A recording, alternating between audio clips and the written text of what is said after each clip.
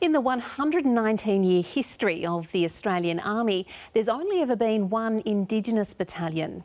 The unit consisted mainly of Torres Strait Islander men, with the islands contributing the biggest commitment in the Army's history. It's an unlikely combination. Colourful dancing celebrating Army history.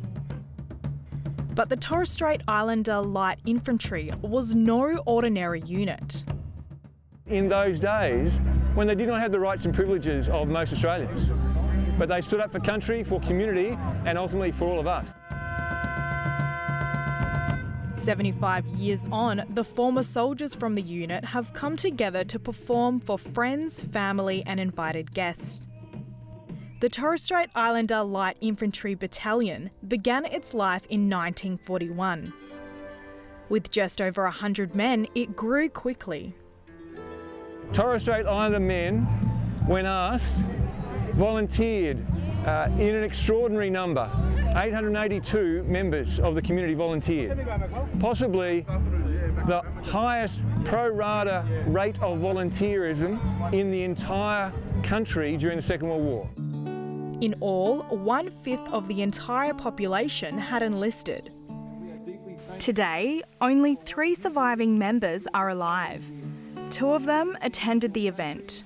Men such as our 2 last veterans of the Torres Strait Light Infantry Battalion loved their country so much that they would serve to defend and protect it. Born on December 15, 1925, Awati Mao served as a cook during his time in the unit. 5 years I've been army. There are 3 of us. I've been cooking. There. When we come target one, I set on the target. My bullet can't miss. He was joined by fellow survivor Mirbai Warasam. Despite his age, the digger has fond memories. No, we first training at On Island. Other side, we're American Raider and a British Raider. There's a space in between. We make rifle range, and we settle there for camping. Nighttime route marches, nighttime maneuvers. Night maneuvers, the scout and messenger and breakaway man, learn how to bayonet dummies. Real good training that one, real good training on island for 1 year, I think. In 1943, a detachment was sent to patrol Dutch New Guinea.